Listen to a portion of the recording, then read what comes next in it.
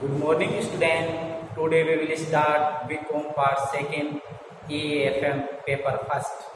Students, हमारा जो topic है वो हमने स्टार्ट किया है वर्किंग कैपिटल मैनेजमेंट और उस वर्किंग कैपिटल मैनेजमेंट में हमने फर्स्ट मेथड कंप्लीट किया है ऑपरेटिंग साइकिल मेथड और उसके प्रैक्टिकल जो क्वेश्चन थे अपने बुक में फर्स्ट, सेकंड और थर्ड वो भी हमने कंप्लीट किए हैं. तो ये तो स्टूडेंट्स अपने फर्स्ट मेथड में काम था वो हमने कंप्लीट किया ऑपरेटिंग साइकिल मेथड. अब हम आज स्टार्ट करेंगे वो है second method current assets and current liabilities forecasting. Current assets and current liabilities forecasting. Students, अपना जो वर्किंग कैपिटल मैनेजमेंट है इसमें आपको काउंट करने के लिए मैंने 3 मेथड बताए हैं. Cycle method, operating cycle method जो हमने कंप्लीट कर लिया है. अब हम सेकंड मेथड स्टार्ट करेंगे वो है current assets and current liabilities method और तीसरा है प्रोजेक्टेड बैलेंस शीट मेथड. तो स्टूडेंट्स, फर्स्ट और सेकंड जो मेथड है वो वेरी मोस्ट है. इनको ही अपने को अच्छी तरह से तैयार करना है 20 मार्क्स के लिए. ठीक है, तो अपने को अब हम स्टार्ट करते हैं कि सेकंड मेथड में किस प्रकार से क्वेश्चन को हल करना है. इसके लिए स्टूडेंट्स अपने पास क्या है, एक फॉर्मेट है. उस फॉर्मेट के अकॉर्डिंग ही अपने को क्वेश्चन को हल करना होगा. तो स्टूडेंट्स, फर्स्ट तो मैं आपको उसका स्टेटमेंट क्या है, कैसे हल करना है, कैसे वर्किंग कैपिटल कैलकुलेट करनी है, उसके लिए एक स्टेप होता है. वो स्टेप पूरा एक्सप्लेन करूँगा और नोट करवाऊँगा. तो उसके बाद उसके अकॉर्डिंग अपने को सभी क्वेश्चन करने हैं. क्वेश्चन नंबर 4 से लेकर जितने भी क्वेश्चन अपने पास है बुक में सभी इसी स्टेटमेंट के अकॉर्डिंग किए जाएंगे. यस, कैसे करना है, एक स्टेटमेंट बनाते हैं आप. Statement wire working capital.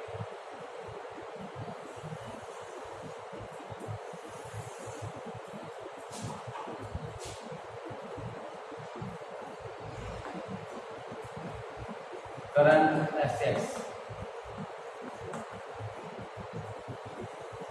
इस प्रकार से ए पॉइंट लिखना है और उसमें लिखना है करंट एसेट्स. और अब स्टूडेंट्स, करंट एसेट्स में क्या क्या होता है वो पॉइंट टू पॉइंट अपन लिखते हैं.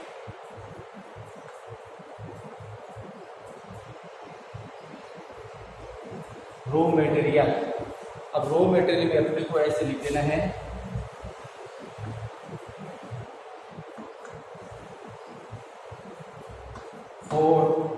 Dash dash month. जितने मंथ के लिए है क्वेश्चन में आपको मंथ बताएगा उतने मंथ का अपने को ये काम करना है. इसके बाद point number second work in progress.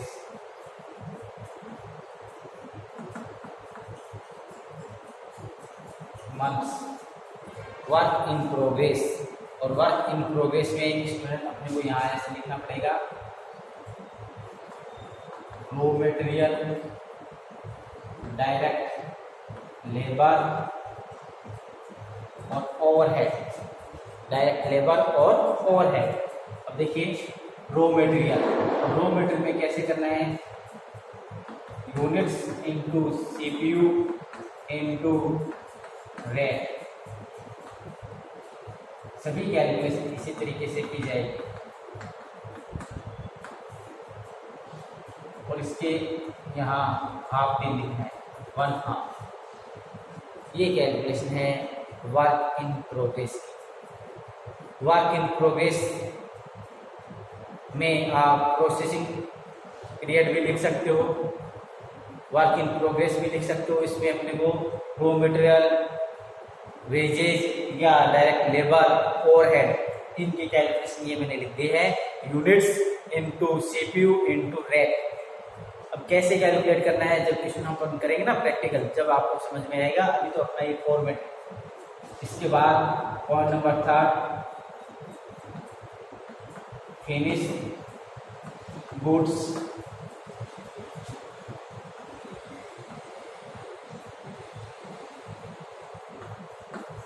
Finish goods 4 months. Finish goods कितना है वो अपने को देखना है, कितने मंथ के लिए कार्रवाई की गई है. इसके बाद अपने को इसमें कैसे कैलकुलेट करते हैं, direct material, direct labour, overhead. इनकी कैलकुलेशन करके यहाँ लिखनी है। कैसे करेंगे? Units into CPU into months, सभी में ऐसे ही अपने को इसमें करना है। इस प्रकार से इनका टोटल करके बाहर लिखना है, इसी प्रकार से इनका टोटल करके बाहर लिखना है। तो ये करके इसके बाद आप इतना नोट करिए, फिर आगे लिखते हैं इसमें। करंट असेट्स में मैंने 3 पॉइंट लिखे हैं। रॉ मटेरियल का, ठीक है, ये 3 स्टॉक होते हैं। रॉ मटेरियल का होता है वर्क इन प्रोग्रेस और फिनिश गुड्स, तीनों ही लिखे हैं, ठीक है, इसको नोट करिए।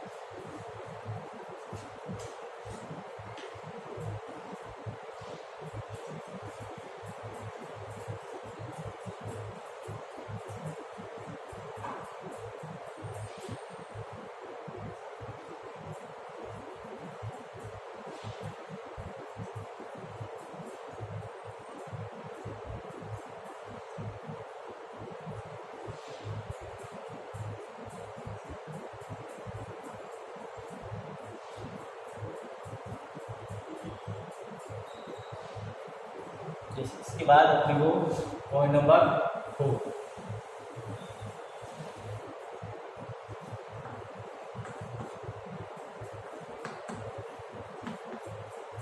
डेटर्स और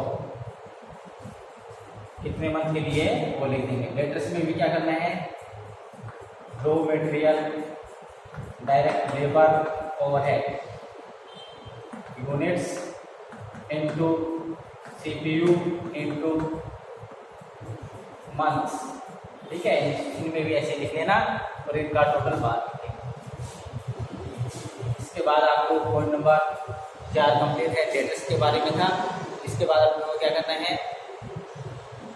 डेटर्स के बाद स्टूडेंट्स जो भी स्टॉक अपने पास कैश बैलेंस है तो वो लिख देंगे, कैश बैलेंस नहीं है तो कोई दिक्कत नहीं है। तो अपने पास कैश बैलेंस है तो अपने को वो ही लिखना है। तो एडवांस पेमेंट है तो वो लिखना है, तो यहाँ लिख देंगे point number 5, advance payment. Advance payment में आपको मल्टीप्लाई नहीं करना है। एडवांस पेमेंट हो गया। फिर यहाँ कोई कैश बैलेंस अपने पास है तो यहाँ लिख देंगे कैश बैलेंस, ये डायरेक्ट लिखने के बाद कैश बैलेंस के बाद और कोई आइटम है करंट असेट्स का तो यहाँ पर अपने को और लिख देना है, इफ एनी अदर कोई करंट असेट्स में है तो लिखना है। इसके बाद आपको क्या करना है? इनका टोटल करना है। टोटल ए लिखना है, टोटल ए। अब हमने करंट असेट्स सभी सिस्टमेटिक इस तरीके से लिखना है। अब मैं इनको वापस रिपीट करता हूँ। देखिए आप, करंट असेट्स में ए पॉइंट में रॉ मटेरियल की कैलकुलेशन लिखिए और बाहर लिखना है। दूसरा वर्क इन प्रोग्रेस। अब वर्क इन प्रोग्रेस में अपने को ध्यान रखना है कि आपको मटेरियल तो डायरेक्ट है, लेबर और ओवरहेड भी मैंने वन हाफ किया है। तो इसलिए क्या है, वर्क इन प्रोग्रेस का मतलब क्या होता है? वर्क इन प्रोग्रेस का मतलब जैसे अपन देखते हैं सड़क बन रही है तो वहाँ बोर्ड लगा दिया जाता है वर्क इन प्रोग्रेस, कार्य प्रगति पर है लिखा होता है ना। तो इसका मतलब क्या है, वो फिनिश हो गया, आपको भी नहीं हुआ है, या स्टार्ट नहीं हुआ, आपको भी स्टार्ट तो हो चुका है। तो वर्क इन प्रोग्रेस का मतलब है 50% वर्क इज डन, 50% काम हो चुका है, 50% नहीं हुआ है, ये ही मानकर अपन करते हैं। 50% को मानते हैं कंप्लीट हो चुका है, 50% नहीं हुआ है। इस प्रकार से अपने को क्या करना है, मटेरियल में हाफ नहीं करना है, लेबर में और ओवरहेड में हाफ करना है। अब आपको कहीं सर वर्क इन प्रोग्रेस में आपने 2 में हाफ किया है, मटेरियल में भी हाफ करते हैं, मटेरियल में नहीं करना है स्टूडेंट्स। फॉर एग्जांपल, आपने जैसे आप एक टेबल क्रिएट करना चाहते हो, टेबल बनवाना चाहते हो, कारपेंटर का कि ये मेरे को एक टेबल बना देना। आपने क्या किया, उसने आपको बताया कि आपको इतने काउंट करके बताइए कि ये मटेरियल आपको ला के देना है, फिर हम आपको टेबल बना के देंगे। तो आपने जो मटेरियल था वो उसको उनको परचेज करके दे दिया है। अब काम किसका है? उस कारपेंटर का है। वो आपको क्या करेगा, वो आपको टेबल क्रिएट करके देगा। ठीक है, अपन कहें कि वेजिटेबल बन गए, वो कहेगा टाइम लगेगा, बट अपना जो मटेरियल था वो हमने कंप्लीट उसको ला के दे दिया है, तो 100% आ चुका है। अब काम किसको करना है, लेबर को करना है, ओवरहेड को करना है, ठीक है, इसलिए हाफ करना है। वर्क इन प्रोग्रेस में मटेरियल को हाफ ना करके इसको लेबर को, ओवरहेड को। क्वेश्चन में बिल्कुल नहीं बताएगा कि वर्क इन प्रोग्रेस में आप लेबर को, ओवरहेड को हाफ करिए, आपको ध्यान रखना है, ठीक है। और सभी में वैसे ही है, units into CPU into months. Units आपको क्वेश्चन में देगा, सीपीयू का मतलब कॉस्ट पर यूनिट होता है, समझ में आ रही ना। सीपीयू का मतलब क्या होता है, कॉस्ट पर यूनिट। सीपीयू का मतलब सेंट्रल प्रोसेसिंग यूनिट नहीं है। कुछ बच्चों के पास कंप्यूटर के एक्सपर्ट बैठे हैं, तो सीपीयू का मतलब तो सेंट्रल प्रोसेसिंग यूनिट मत समझ जाना। यहाँ सीपीयू का मतलब है कॉस्ट पर यूनिट, मतलब मटेरियल कितना लगता है, लेबर कितना लगता है, ओवरहेड कितना लगता है, वो यहाँ लिखना है। जो हम क्वेश्चन स्टार्ट करेंगे ना, उससे पहले वर्किंग नोट बनेगा, उसमें कॉस्ट ऑफ एलिमेंट्स हम पढ़ते हैं कि किस किस में कितना कितना लगता है पर यूनिट, वो कैलकुलेट करेंगे। तो ये सीपीयू अलग से कैलकुलेट किया जाएगा और वो यहाँ पुट किया जाएगा। इसके बाद आपके डेटर्स है, डेटर्स में भी तीनों कैलकुलेट करना है। उसके बाद कैश बैलेंस कोई दे रखा है, एडवांस पेमेंट कोई दिया हुआ है, तो वो आपको लिखना है। इस प्रकार से आपको ए पॉइंट में क्या करना है, करंट असेट्स लिखनी है। अब करंट असेट्स में आपको पता है 3 तो इसमें स्टॉक है, एक डेटर्स है, कैश बैलेंस कोई गिवन है तो वो लिखना है। इसके बाद इनका टोटल कर देना है, तो ये आपका टोटल ए हो जाएगा। क्लियर। तो इस प्रकार से ए पॉइंट कंप्लीट करने के बाद हम बी पॉइंट स्टार्ट करते हैं। इसी में स्टार्ट करना है।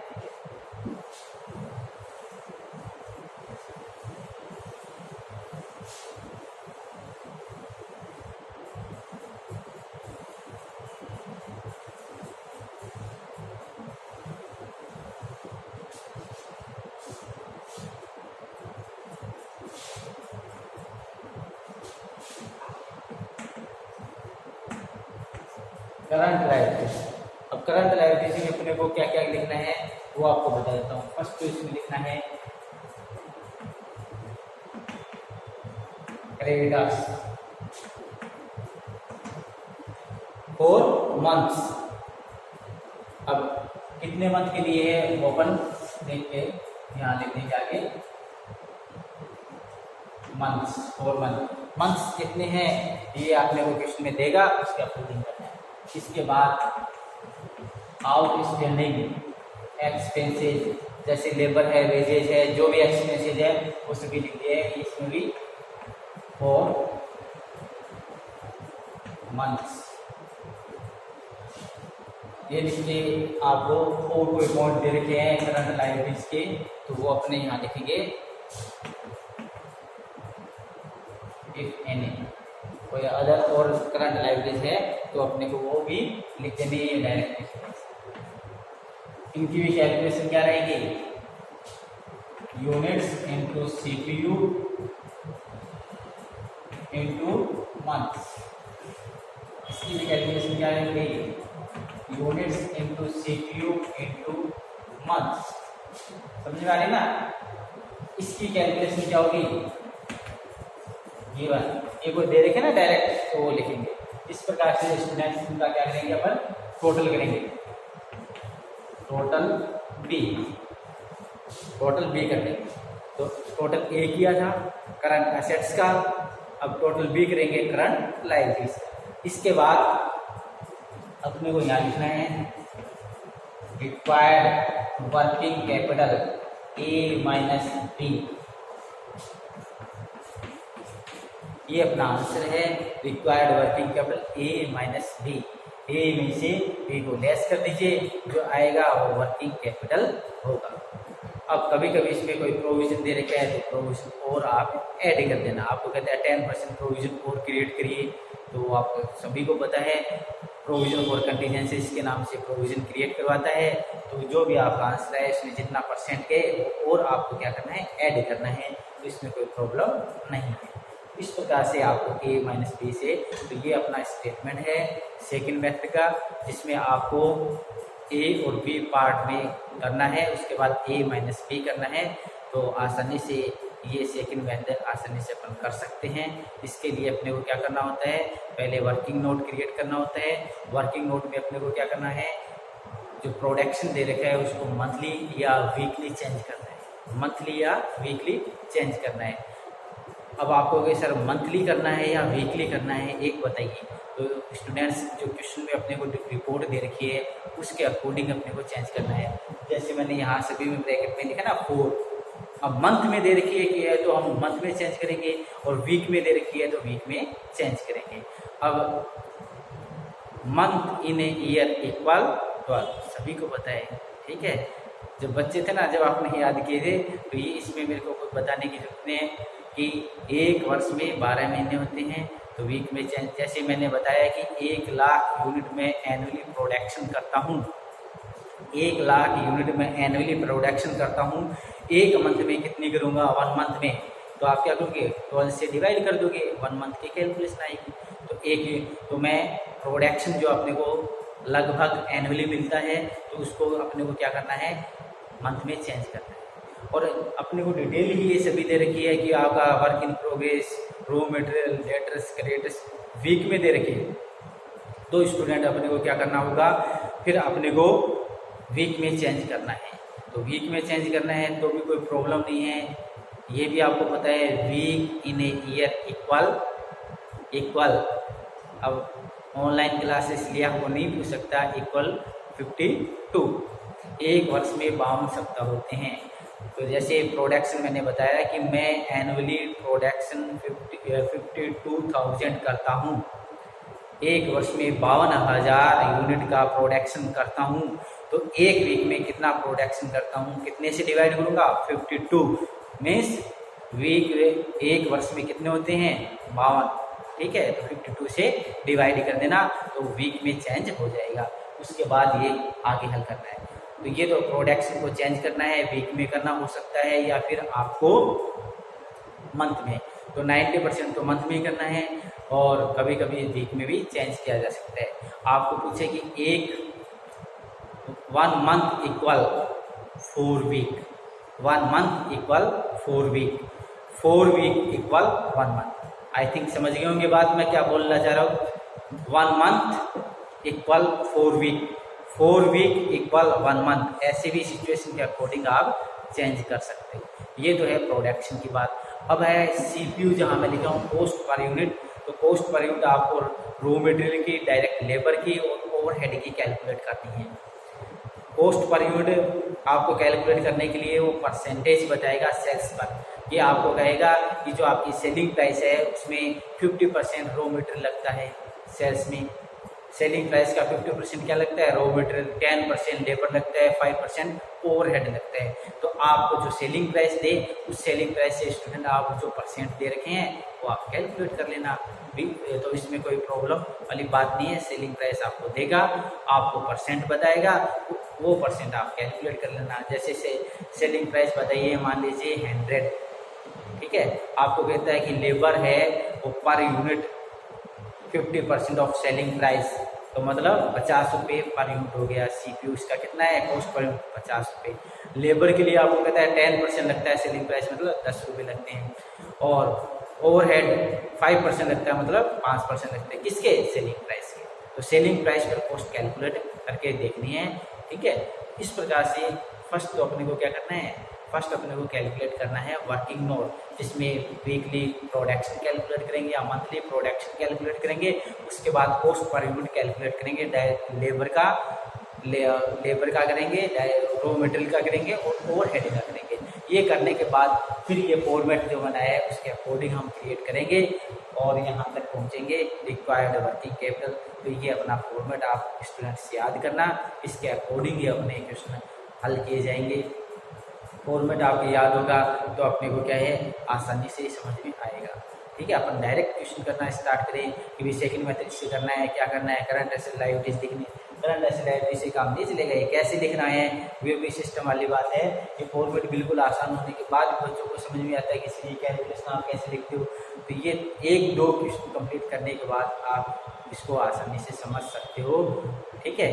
अब हम बात करते हैं एक और, वर्क इन प्रोग्रेस में क्या करना है, हाफ करना है किसको, लेबर को, overhead. Work in progress condition में हाफ करना है पूरी कैलकुलेशन क्या है, units into CPU into one half किसका, डायरेक्ट लेबर का और ओवरहेड का हाफ किया जाता है।